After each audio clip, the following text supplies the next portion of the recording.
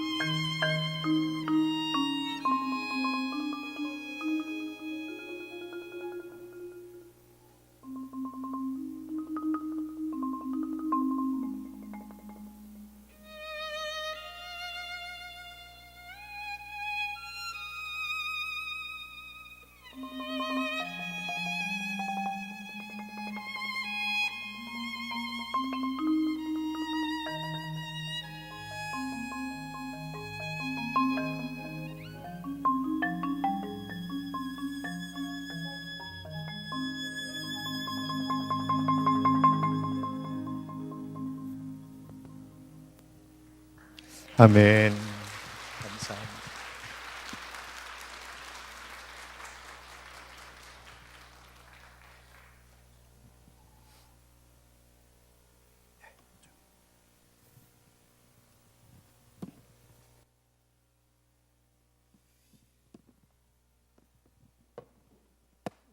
이제 마지막 시간이 되었습니다.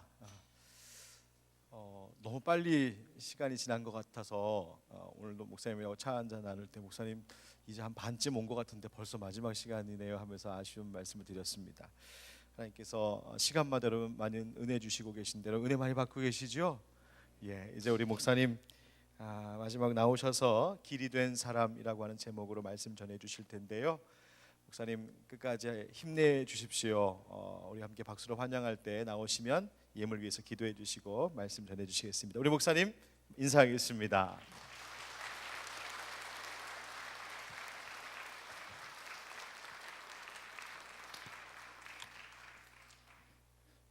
참 좋으신 하나님, 우리가 무엇이길래 이렇게 사랑하셔서 시시때때로 불러주시고 흐트러진 우리의 마음을 이렇게 조율해 주시는지요.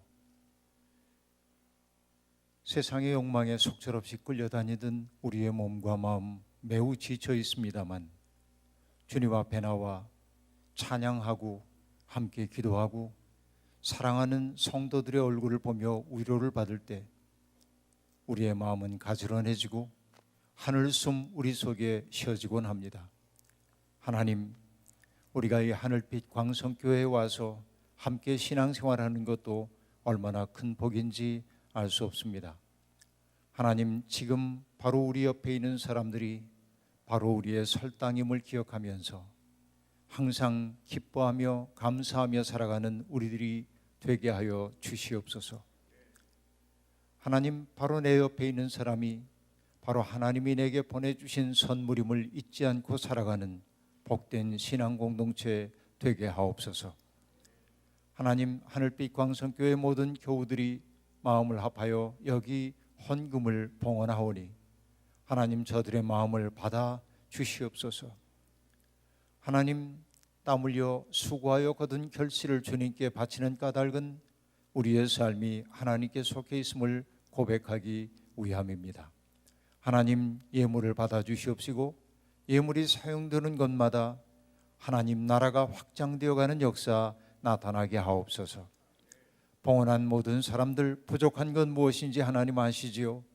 하나님, 부족한 대로 채워주셔서 주님의 은혜 가운데 풍성한 삶을 누리며 살아가는 우리 모두가 되게 하옵소서. 이 저녁에 예비하시는 종 사모합니다. 주님, 오셔서 우리를 일깨워 주시옵소서. 그리고 깨달은 마음을 우리의 삶으로 번역하며 살 줄 아는 그러한 흔쾌한 믿음 또한 허락하여 주옵소서. 부족한 종 붙들어 주셔서 성령의 통로 구실 잘하도록 복 내려 주옵소서. 예수님의 이름으로 기도하옵나이다. 아멘.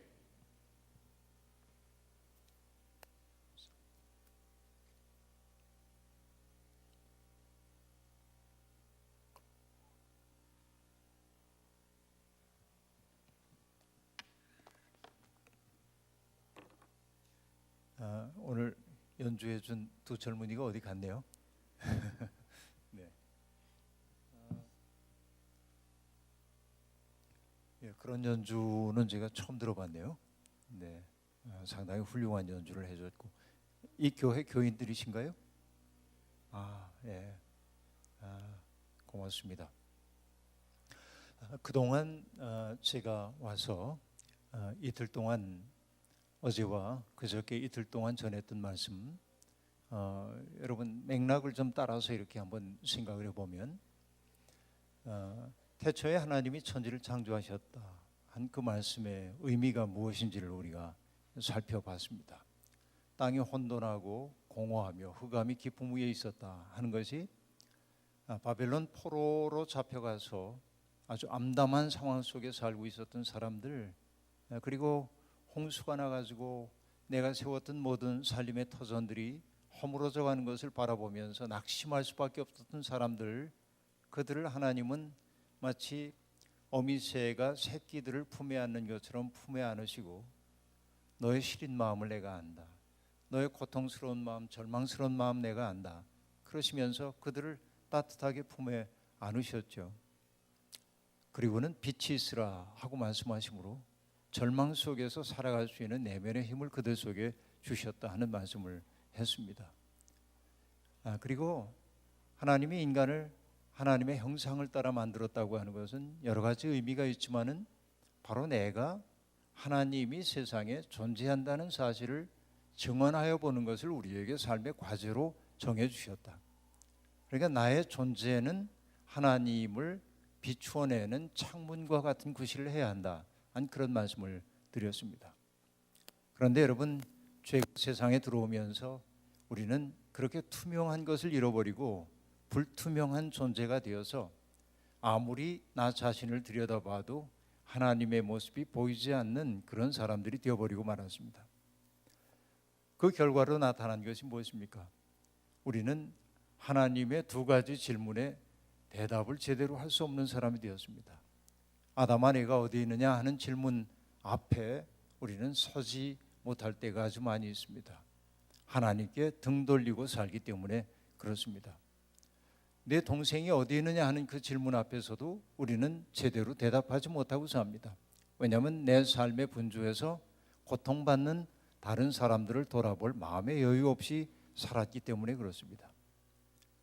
그랬더니 나의 행복을 위해서 그렇게 살았는데 내가 행복해지는 게 아니라 오히려 어떠했습니까? 내 삶이 불안해지기 시작했습니다. 이것이 에덴의 동쪽에 사는 사람들의 삶, 놋 땅 주민들의 삶이라고 얘기했습니다. 죄를 지은 모든 사람들은 불안이라고 하는 숙명을 안고 살 수밖에 없었고 그 불안이라고 하는 숙명을 견뎌내기 위해서 불안의 대용품들을 구하기 시작하고 뭔가 하나님 아닌 다른 것들로 내 삶을 든든히 세워보려고 했던 거죠. 그런데 세상에 있는 재화는 한정되어 있고 그것을 누리고 싶어하는 사람들은 많기 때문에 경쟁이 강화되었고 소수의 사람들은 많은 것을 누리고 살고 그렇지 못한 사람들은 정말 기근에 허덕이며 살 수밖에 없었고 그것이 피라미드 세계를 만들어내게 되었고 그래서 어떤 사람들은 호의호식하며 살고 어떤 사람은 밑바닥에서 땀 흘리면서도 인권조차 유린당하며 사는 그런 세상이 되어버리고 말았다. 그런데 우리가 믿는 그 하나님은 어떤 하나님이라고 말했습니까? 세상에서 땅에서 들려오고 있는 인간들의 신음소리를 당신의 나라가 임하소서라는 기도로 들으시는 분이시다. 그렇죠? 그들이 언어적인 형태로 하나님 앞에 명시적으로 기도하지 않는다 해도 오늘 억울한 일 당하거나 고통스러운 일이 있어서 끙끙 신음하거나 울고 있는 사람들의 그 울음소리야말로 하나님 앞에 당신의 나라가 임하소서라는 기도로 들려오는 거죠. 그래서 하나님이 찾아오셔서 그 세상에서 천대받고 있는 사람들을 어떻게 합니까? 그대들은 존귀한 존재라고 해주시죠. 이것이 뭐로 상징됐습니까? 떨기나무 불꽃, 그죠? 기억나시죠? 떨기나무라고 하는 것이 보잘것없는 것의 상징이었고 그리고 더 나아가서 보잘것없는 사람으로 취급받는 사람들의 상징인데 태양신의 나라라고 하는 애굽에서는 그런 보잘것없는 사람들이 인권조차 없는 사람인 것처럼 유린당하며 살았는데 그런데 하나님은 바로 그 사람들을 귀히 여기셨고 그들 가운데 임재하셨을 때 그들이 어떤 존재가 되었습니까? 빛을 발하는 존재가 되었다. 그 얘기입니다. 그죠? 이것이 여러분 어제 저녁까지 제가 했던 이야기입니다. 그러면 하나님이 그렇게 이 밑바닥에 살고 있던 사람들을 빛나는 존재로 만들어주신 까닭이 어디에 있는가 하는 생각을 우리들이 해봐야 합니다.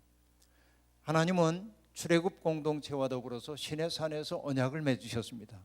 그리고 그들에게 꿈을 주셨습니다. 소명이기도 합니다. 두 가지인데요. 하나는 너희는 제사장 나라가 되어야 한다 하는 말이었습니다. 또 하나는 너희는 거룩한 백성이 되어야 한다 하는 것이었습니다. 자, 제사장 나라.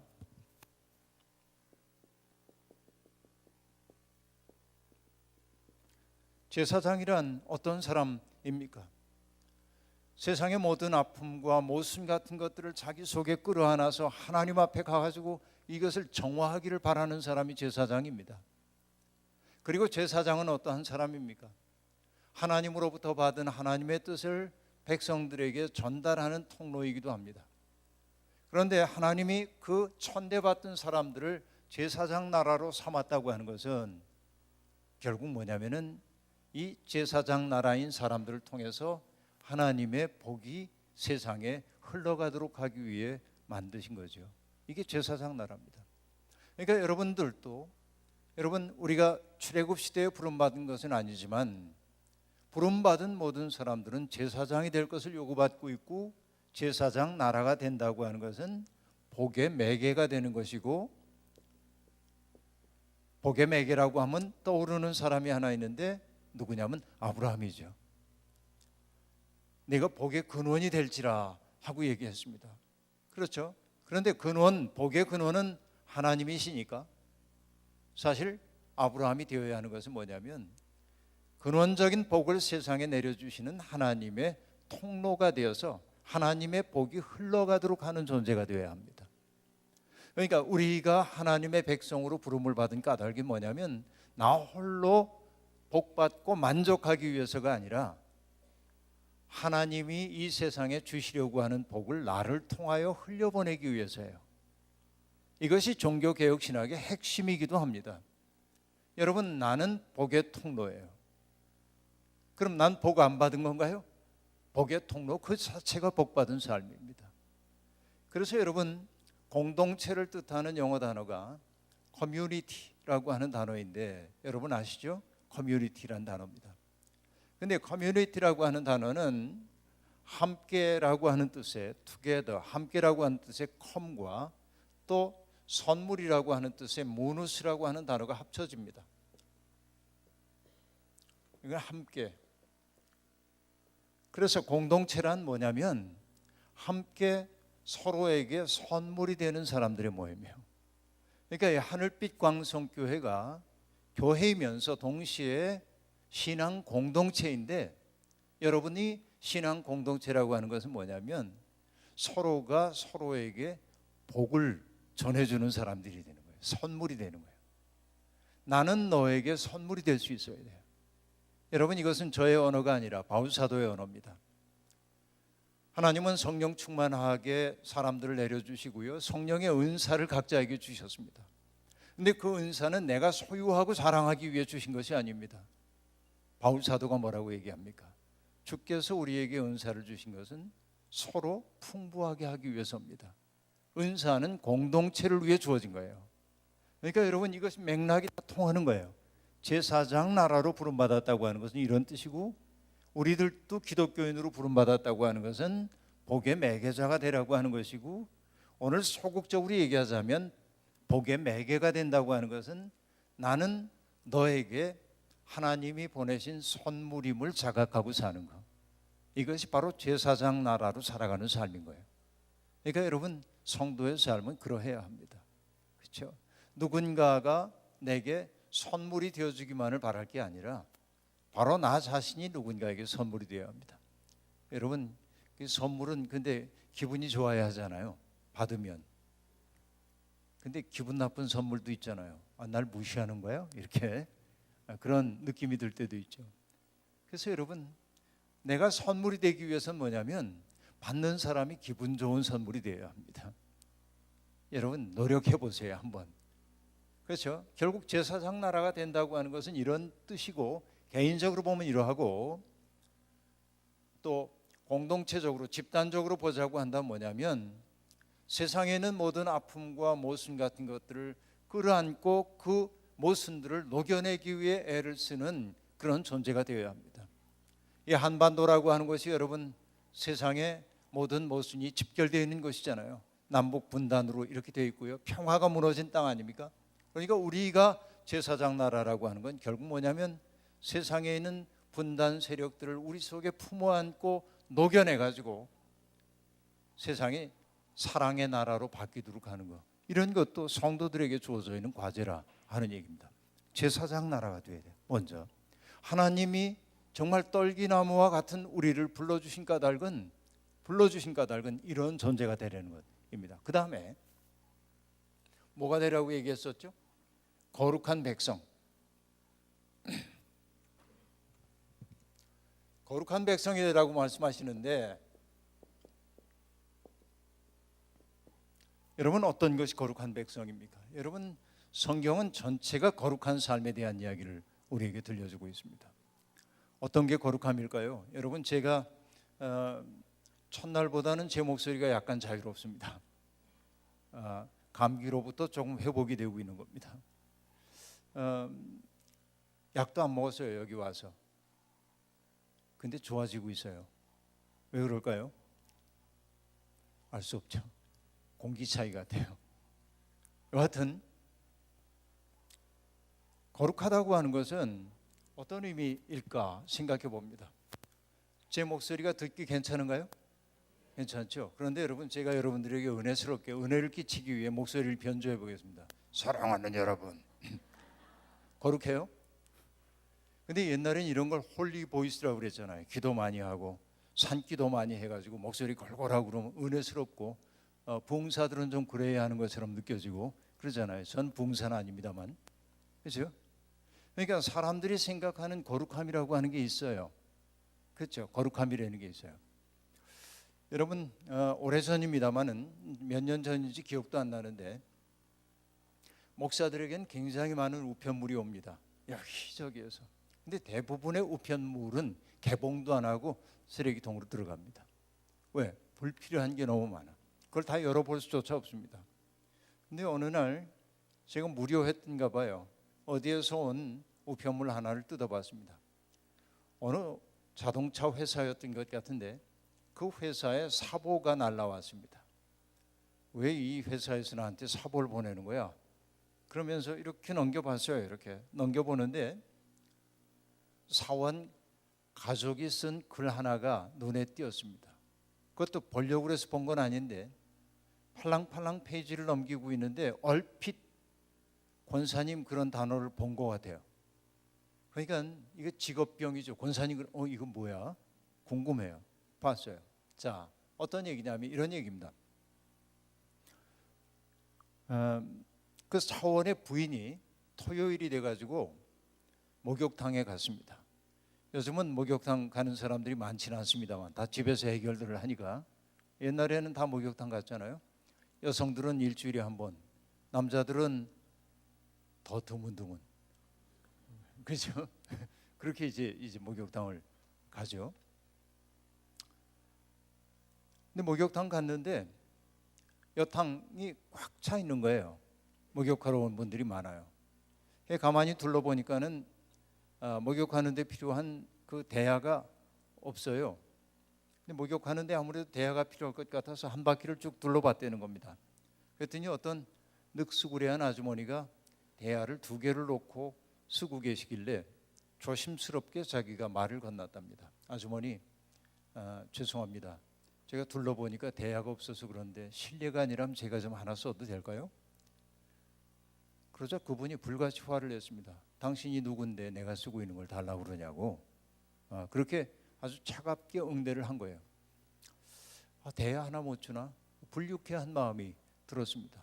그리고 불쾌한 마음으로 목욕을 마치고 이제 탈의실에 가가지고 옷을 갈아입고 있는데 자기에게 퉁명스럽게 얘기했던 그 아주머니도, 늑수구레한 아주머니도 저쪽에서 옷을 갈아입고 계셨습니다. 눈 마주치면 불편할 것 같아서 쳐다보지 않으려고 등을 돌리고 옷을 입고 있는데 저쪽 목욕탕에 출입문이 열리면서 어떤 분이 들어오다가 그 늑수구레한 아주머니를 향해 반갑게 이렇게 얘기하는 것이었습니다. 어머 권사님. 그리고 뭐라고 얘기하냐면 이렇게 얘기합니다. 기가 막힌 거죠. 산기도 가셨더라면서요. 알고 보니까 그 늑수구레한 그 권사님이 믿음이 좋은 분이셔서 산기도 가셔서 기도 열심히 하시고 내려오셔서 주일을 맞이하기 위해 목욕 재개하기 위해 목욕탕에 온 거예요. 자, 그런데 산기도 가셨더라면서요. 그러자 그 권사님이 신명 내면서 이렇게 응답하더랍니다. 말도 말라우 하늘에서 은혜가 쏟아집니다. 은혜 충만히 받고 왔대. 여러분, 저는 그거 읽고 나서 이게 한국교회 신앙의 모습이구나 하는 생각을 가졌어요. 뭐냐면 산기도 가가지고 은혜는 충만하게 받았는데 일상 속에서 절대로 대안은 하나 나눠줄 수가 없어. 이거 무슨 얘기인지 여러분 아시겠죠? 우리가 이런 신앙생활을 하고 있다고요. 여러분, 우리 박 목사님이 일상의 예배자 얘기를 하시더군요. 그게 제 주제입니다. 제 책 제목이 일상순례자라는 책이 있는데요. 그러니까 나에게 주어져 있는 일상의 삶 속에서 내가 거룩한 삶을 살지 않는다고 한다면 교회 안에서 내가 하고 있는 모든 신심 행위는 거짓이에요. 위선이거나 하나님 속이는 행위입니다. 그러니까 나의 거룩한 삶이라고 하는 것은 나를 알지 못하는 사람들이 있는 곳에서 나타나는 거지. 내가 거룩한지가 이 교회 안에서 성경 많이 읽고 기도 많이 하고 이거로 나타나는 게 아니다. 일상 속에서 나타나야 한다는 얘기입니다. 그리고 여러분, 정확한 그 기억이 안 나는데 여러분, 시인 되자고 그러잖아요, 목사님이. 그렇죠? 시인이 되는 공동체라고 여러분 그렇게 얘기하잖아요. 이거는요, 시인이 된다고 하는 말은 뭐냐면, 죄송합니다, 담임 목사님이 이미 설명하셨을 텐데, 여러분, 날마다 시 쓰자는 얘기가 아닙니다. 시라고 하는 것은 뭐냐면 어떤 순간 속에 있는 영혼의 빛 같은 거를 보아내는 게 시적론이에요. 그걸 어제 제가 얘기했던 대로 얘기하자면, 오늘 아침에 얘기했나요? 어제 새벽에 얘기했나요? 사물 속에 깃들여 있는 하나님의 숨결을 보아내는 능력이에요. 경탄하는 능력. 이게 시인이에요. 그러니까 내가 시인들처럼 멋진 언어로 쓰지는 못한다 해도 누군가의 얼굴 속에 있는 하늘의 빛을 보아내는 사람은 시인이에요. 이것은 제 얘기이기도 하지만은 마틴 하이데거라고 하는 철학자의 핵심입니다. 후기 사상에. 예? 그러니까 시인이라고 하는 것은 시만 쓰는 사람이 아니에요, 이게. 그러니까 그것을 보아낼 능력이 있느냐 하는 것이 중요해요. 그러니까 일상 속에서 거룩한 삶을 우리가 살기 시작해야 한다는 얘기입니다. 그런데 여러분, 거룩한 백성이 되기 위해서 어떻게 하냐면 레위기 19장 1절부터 이렇게 보면 이렇게 얘기합니다. 나 이스라엘의 하나님 야훼가 거룩함과 같이 너희도 거룩하라 하고 얘기합니다. 하나님인 내가 거룩해. 그러니 내 이름으로 부름받은 백성인 그대들도 거룩해야 돼 라고 얘기합니다. 그럼 그 다음에 19장 1절 이후에는 어떻게 거룩하게 살아야 되는지에 대한 얘기가 나와요.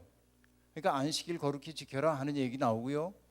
그리고 뭐 종교적인 얘기는 얼마 안 나옵니다. 그리고 여러분, 어떤 말들이 나오냐면 놀랍게 뭐가 거룩하냐면 이렇게 얘기합니다. 밭에서 추수할 때 밭에 한 모퉁이는 남겨두어라. 너희 가운데 몸붙여 살고 있는 고아와 과부의 나그네 몫이다. 이렇게 얘기합니다. 자, 뭐가 거룩한 거냐? 죄야 부르짖고 철야기도 하고 금식기도 하고 대야 하나 못 나눠주는 사람이 거룩하지 않고, 철야기도 안 해도 괜찮고 성경 10동 못 해도 괜찮고, 그렇죠? 금식기도 안 해도 괜찮은데 우리 가운데 살고 있는 고통받는 사람을 보고 마음이 아파져 가지고 그를 위해 좋은 것을 남겨둘 줄 아는 사람이 거룩하다는 거예요. 성경은 지금 그렇게 얘기하고 있는 거예요. 그렇죠? 그리고 뭐라고 얘기합니까? 이렇게 얘기합니다. 앞을 보지 못하는 사람이라고 해서 그 앞에다가 걸림돌 놓지 말아라. 듣지 못하는 사람이라고 해서 저주하지 말아라. 일꾼의 품삯 띄어먹지 말아라. 여러분, 어떻게 보면 너무나 일상적인 것입니다. 그런데 거룩한 삶의 내용이 있는 걸 보니까 뭐냐면 사회적 약자들을 애린의 마음으로 대해라. 이게 거룩함의 핵심이에요. 그러니까 여러분, 그 떨기나무처럼 어떻게 보면 연약하기 이를 데 없는 사람들을 찾아오셔서 하나님이 그들을 품어 안고 빛나는 존재로 만드신 까닭은 서러움을 겪어봤기 때문에 너희들이 서러움 겪는 사람들이 없는 세상 만들어야 하지 않겠어? 그 얘기입니다. 이게 거룩한 백성되라고 하는 것이. 그러니까 지금 이 자리에 있는 우리에게도 주님이 요구하고 있는 삶은 바로 저런 거예요. 제사장 나라 거룩한 백성이 돼야 돼요. 근데 여러분, 세상에서 가장 거룩한 존재가 누구입니까? 거룩한 존재는 바로 예수 그리스도이시요. 그렇죠? 우리는 그 예수 그리스도 덕분에 구원받은 사람으로 살고 있잖아요. 여러분, 예수님에 대한 이야기를 할 수 있는 시간이 많지 않아서 유감입니다만 저는 핵심적인 얘기만 하고 돌아가도록 하겠습니다. 여러분, 오늘 제가 함께 읽었던 그 본문의 말씀을 보면 이렇게 되어 있습니다. 예수님이 세례자 요한에게 오셨어요. 그리고 세례자 요한에게 세례를 받으십니다. 그렇죠? 세례 받는 장면이 있습니다. 그런데 마가복음의 기자는 그 세례를 받을 때의 광경을 놀랍게 표현해주고 있습니다. 이렇게 말하고 있죠. 예수님이 물에서 올라오실새 하늘이 열리고, 하늘이 열리고 성령이 비둘기같이 내려오심을 보았더라. 이렇게 얘기합니다. 그죠? 하늘이 열리고 하고 말해요. 하늘이 자동문처럼 열렸다는 얘기가 아니고 굳이 원어대로 번역하자면 하늘이 찢기고 그 얘기예요. 하늘이 찢겼어. 그 말은 뭐를 지금 예비하고 있냐면 예수님이 십자가를 지셨을 때 휘장이 찢어진 것을 연상시킵니다. 그러니까 예수 그리스도의 세례와 예수 그리스도의 죽음을 지금 연결시키고 있음을 알 수 있어요. 그리고 동시에 그것은 무엇을 의미합니까? 하늘과 땅에 닫혔던 소통의 문이 열렸음을 뜻한단 말이죠. 그죠? 그러니까 예수 그리스도와 더불어서 하늘과 땅 사이에 소통의 통로가 열렸다는 사실을 이렇게 지금 얘기하고 있어요. 세례 광경 속에서. 그리고 성령이 비둘기처럼 내려오심을 보았더라 하고 말합니다. 그럼 여러분, 우리가 사도행전에 보면 오순절에 성령이 뜨겁게 역사를 하고 있는데 그때 성령은 어떤 모습으로 내렸냐면 불의 혀 같은 것이 사람들 위에 내려옴을 봅니다. 그렇죠? 불의 혀 같은 것이 어떤 것인지 잘 알기 어려워요. 그런데 불의 혀인데 왜 여러분 복음서에서는 비둘기 같은 성령이라고 얘기했을까? 여러분, 비둘기가 옛날에는 평화의 상징이었는데 요즘은 천덕꾸러기죠. 제가 학교에 있을 때 보니까 여학생들이 점심시간이면은 원형극장에 나와가지고 과자 먹고 그러는데 비둘기들이 몰려옵니다. 과자 얻어 먹으려고. 그럼 과자를 줘요. 이게 애들이 뚱뚱해져서 학교에 있는 비둘기들이 다 하도 얻어 먹어서 어떤 애들 보면 앉아있는 비둘기 막 쫓아다녀요. 왜 비둘기를 괴롭히니? 그럼 다이어트 시키려고 그런다고. 다이어트 시키고 먹이고 이거. 근데 여러분, 비둘기가 왜 평화의 상징일까요? 비둘기가 정말 평화의 상징일까요? 여러 가지 생각이 떠오릅니다. 근데 여러분, 이것과 관련을 시켜보세요. 자, 예수님이 지금 어디에서 들어갔다 오셨어요? 물에 들어갔다가 물 밖으로 나오셨잖아요. 사람이 물속에 들어가면 삽니까? 죽습니까? 오래 있으면 죽죠. 그러니까 세례는 물속에 들어간다고 하는 것은 정화의 의미도 있지만 옛사람의 죽음을 뜻해요. 그렇죠? 세례는 옛사람이 죽는 것이에요. 물속에 들어가면 죽어요. 그 상징입니다. 그런데 여러분, 이 비둘기는 뭐와 관련되어 있냐면 노아 홍수와 관련이 돼요. 그렇죠? 인간들의 죄악이 점점 관영해지자 하나님은 강포와 폐괴가 가득 찬 세상을 바라보면서 사람 지으셨음을 후회하십니다. 그리고 홍수를 보내서 세상의 모든 생명들이 죽게 만들죠. 노아와 그의 가족들인 8명만 방주에 타고 나머지는 다 죽임을 맞습니다. 그리고 방주가 아라랏산에 걸렸을 때 노아는 어떤 일을 하죠? 방주의 창문을 열고 비둘기를 날려보냅니다. 그때 비둘기가 물 위를 떠돌다가 앉을 자리가 없으니까 그냥 돌아옵니다. 그런데 한참 있다가 비둘기를 날려보내니까 비둘기가 올리브 나무 잎을 물고 들어옵니다. 물이 빠지기 시작이 되는 신호이죠. 그리고 세 번째로 날려보내자 비둘기가 돌아오지 않습니다. 무슨 말입니까? 홍수가 끝났음을 나타냅니다. 홍수가 끝났다고 하는 것은 어떤 의미죠? 새로운 역사가 시작된다 그 얘기예요. 그러니까 비둘기는 뭘 뜻하냐면 멸망의 시대가 지나가고 새로운 구원의 시대가 열렸음을 상징하는 거예요.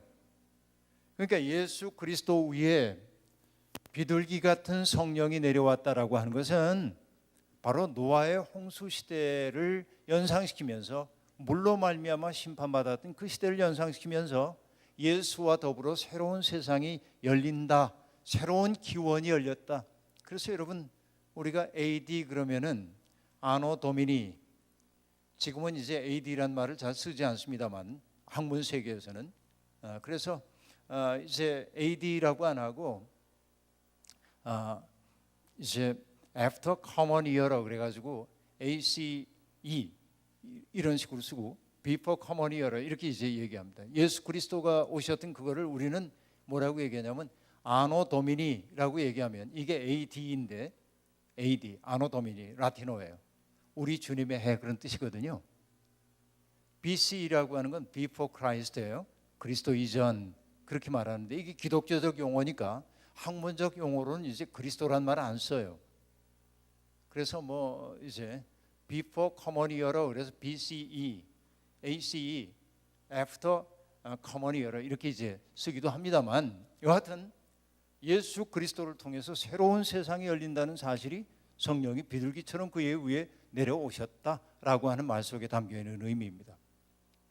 그런데 이것이 이제 눈으로 볼 수 있는 가시적 징표였습니다. 하늘이 열리는 것을 보았고 성령이 비둘기처럼 내려오는 것을 보았고 이미 이 속에서도 뭐예요? 하늘과 땅의 소통, 그렇죠?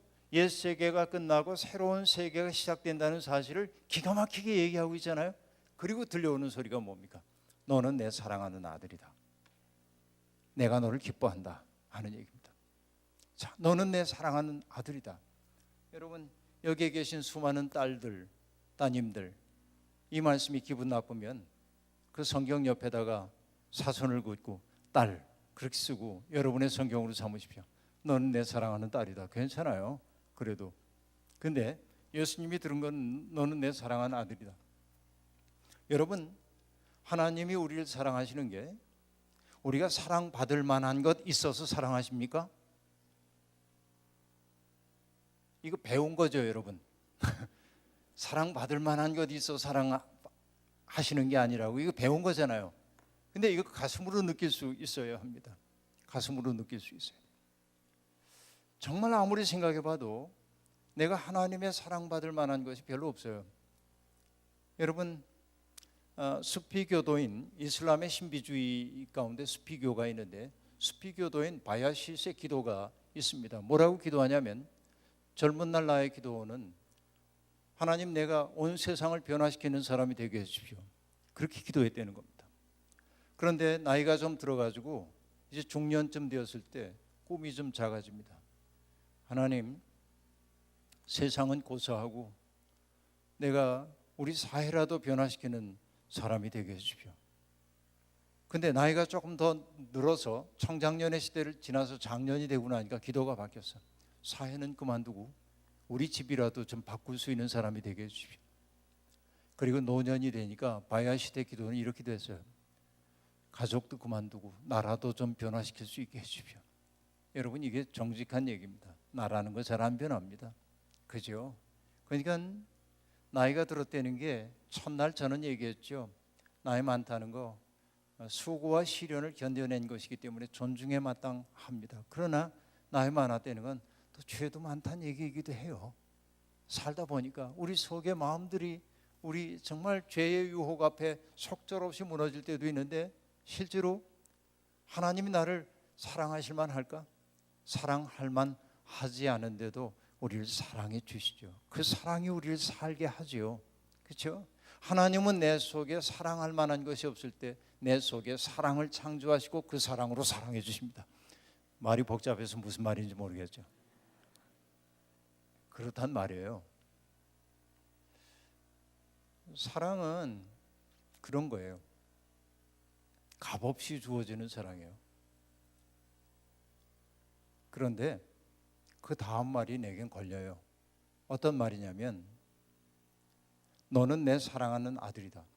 내가 너를 기뻐한다 하고 얘기합니다.